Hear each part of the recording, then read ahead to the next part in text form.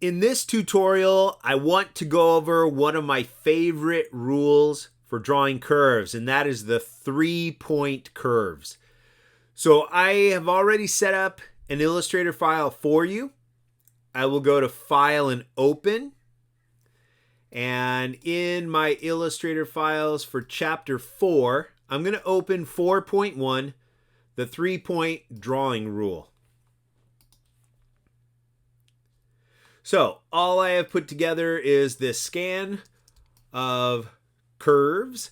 And what I did, just to kind of hold your hand and walk you through the process, is indicated where I drew all my anchor points. So you can kind of see how those work too. So it's kind of a walkthrough to really get to know where your anchor points should go and how long you should drag to really get the hang of drawing. So I'm going to hit D for default colors, question mark for no fill, and then I'm going to start right here. If there is anywhere to start on a logo like this, I would always recommend you start from a corner. Okay, so I'll zoom back in right here. And I'm going to take my pen tool and I'm just going to click and drag right down to where these anchor points are. Or this is a direction line. And then I'll come down around that turn. Now it turns and goes down to the right. Then the bottom edge is kind of straight. So you do a short turn right here. And you come around that turn. Notice how I'm dragging right along the edge because that edge barely bends. And when you have a barely bendable edge, you can have a big gap between your points like that. Option or Alt key to start from a corner. Now I'll come way down here because that's 1 point to start a long curve. Second point around the turn. And a third point up here at the end. 3-point curves. If you have a really short distance, hold your Option or Alt key and click, and then click for a straight line. Notice from here, all the way down and all the way back up can still be just 3 points. So Option or Alt key to start, there's 1. Then I'll come down to the middle of the curve, right here where it turns. There's 2. And then I'll come around out of the curve. There's 3. When you barely have an edge that bends, you can have a big gap right there. I'll come around that turn, do a small point right there, right over here, before the turn and after the turn. So before a turn and come around after a turn. I'm dragging right on the edge because it barely bends. I can have a bigger gap because, again, that edge barely bends. So we'll go down. Right down here, I put a point before the turn at the bottom. Come around after the turn. Right up here, I put a point before the turn, in the middle of the turn, and at the end of the turn. Right there. If you have a short distance, Option or Alt click to start a corner and then click to end a straight little segment. Right here, Option or Alt click to start. Very short line because I'm going a very short distance right here. 1, 2, 3 to help me with that sharp little turn. I can have a big gap because that edge barely bends.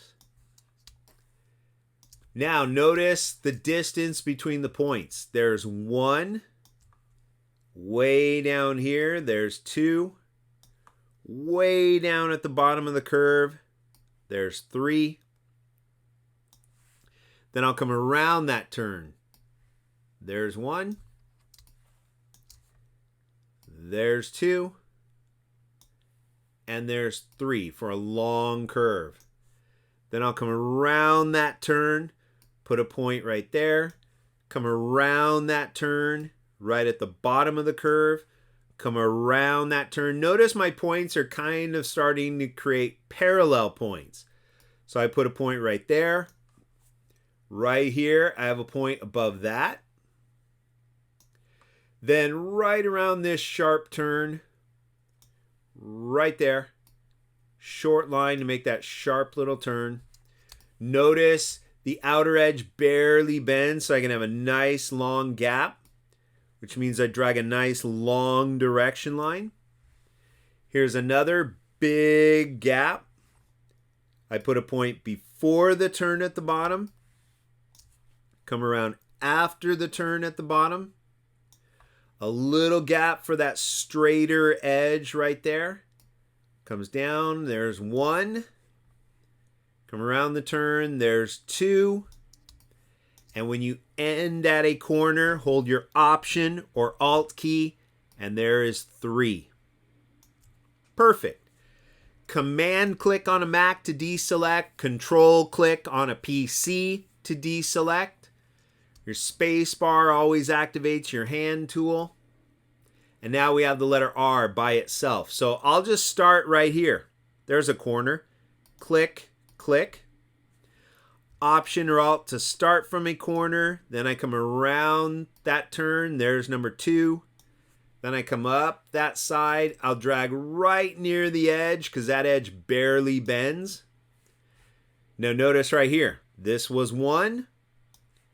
Way up here, this is 2. And way over here, this is 3. As I'm dragging this point, it's ending that long curve. There's the third point on a long curve. And it's simultaneously starting the next one. So there was 1. There's 2. There's 3. This one is also simultaneously starting 1, 2, 3, and then I have almost a straight edge right there.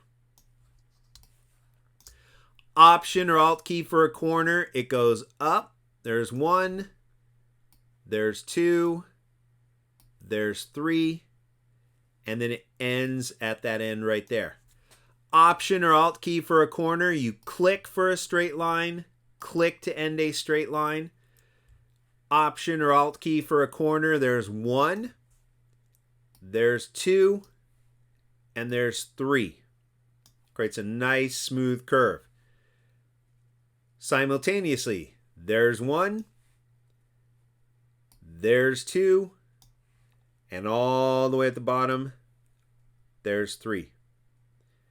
All the way back to a corner, I hold my Option key or Alt key to end at a corner. If I notice this bumped out a little too far, hold your Command key on a Mac or Control key on a PC and you will get your white arrow. I can click on that segment, say, okay, that came out a little too far. There we go. Command click on my Mac to deselect or Control click on a PC. Space bar allows me to move this over and I'll start at a corner again. Click, click. There's Option or Alt key for a corner. There's 1, there's 2, and there's 3, which simultaneously is starting the next one. 1, 2, 3. Now come around that turn, go up, come around that turn, go down, come around that turn. Long curve, 1, all the way up here, 2, all the way up there, 3. This is also simultaneously 1 for the next curve, 2 in the middle of that curve, 3 coming around that curve. It turns and creates a point, so I'll drag inward. Option or Alt key, there's 1 to start from a corner, 2 in the middle of that long curve, and 3 at the end of that curve. Here's another long side. Option or Alt key to start from a corner. There's 1, there's 2, and there's 3, which again simultaneously is the start of the next curve. 1, 2, Option or Alt key to end at a corner, and there is 3. Command click on a Mac or Control click on a PC to deselect. Space bar for the hand tool. And when you have an object like this that has an opening in it, do the outer edges first. Okay, so I'll just start right there. 1, 2, 3, and then 1 extra point to finish off that side. 1, 2, 3, which is simultaneously 1, 2, 3, which is also simultaneously 1, 2, 3, which I think you can guess what I'm going to say. Simultaneously, as this one ends those 3, it's beginning the next 3. 1, 2, 3. And this one is simultaneously starting the next one. 1, 2, 3. Hey, and check it out. Simultaneously. 1, 2, 3. And as I'm ending that long curve, this is also starting the next curve. 1, 2, ending on a corner. I hold Option or Alt key, and that is 3. Okay, for this loop, I'll start right here. I don't have a corner, so I'll just start right here at the bottom. 1, 2, 3, which is also simultaneously starting the next one. 1, 2, 3, and then back to the start. I'm not going to hold Option or Alt key because that is not a corner. I'll just click and drag to round off the bottom. Command click on my Mac or Control click on a PC. And we'll start at this little corner here. 1, 2, 3. That is also starting 1 for the next one, 2, and 3. And then again, 1, 2, 3. This one is also starting the next long curve. 1, 2, 3. And I'm going to keep repeating that. 1, 2, 3. This is also 1, 2, 3. And then I'll end that curve right there. Option or Alt key to click to start a corner. Click for a straight line.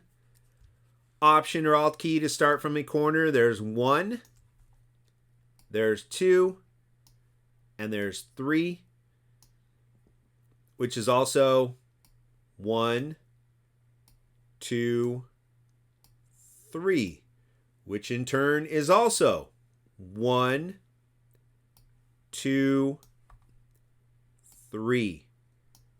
And let's keep going. 1, 2, 3. And I'll do it again. 1, 2, 3. And here's another long curve around this end.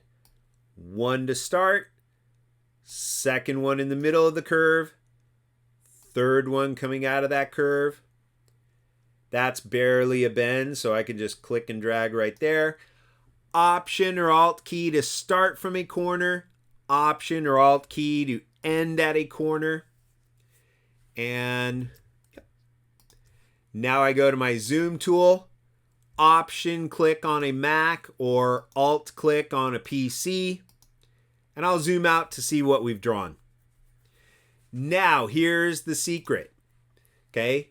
If I were to take my black arrow and select everything I've drawn there, I'm going to come up to my swatches panel and pick whatever color you want. Okay, I'll set this in blue. When you click outside, notice that shape. That's not an opening in the letter E. That's a separate shape like that sat on top of this bigger shape. Okay, I'll undo that. You do not want to fill that with white, because that will only work if you are drawing on a white sheet of paper. Okay, it doesn't work any other way. So what I'm going to do to prove that is, one more time, I'm going to select the entire word, fill it with a color, so you can see that opening is not working.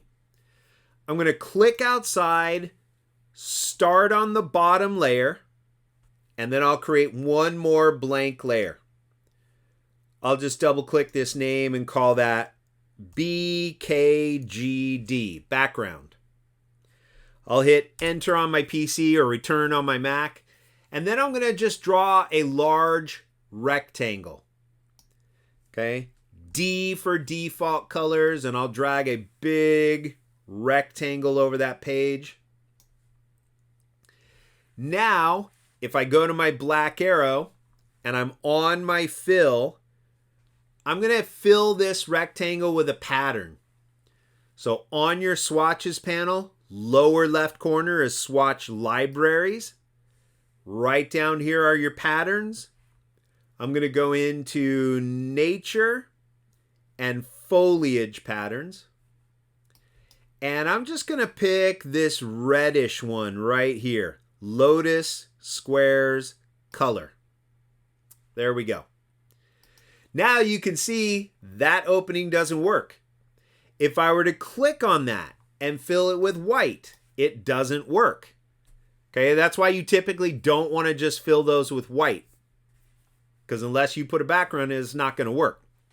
So what I'm going to do is lock this background layer, and I will select the entire word one more time, fill it with that color one more time, and the way you punch out an opening is with your shape builder tool.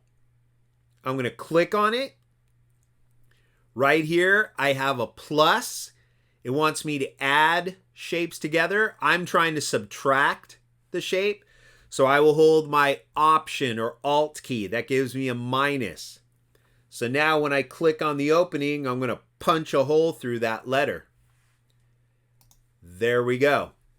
I click on my stroke, hit the question mark key. I don't need a stroke on these letters.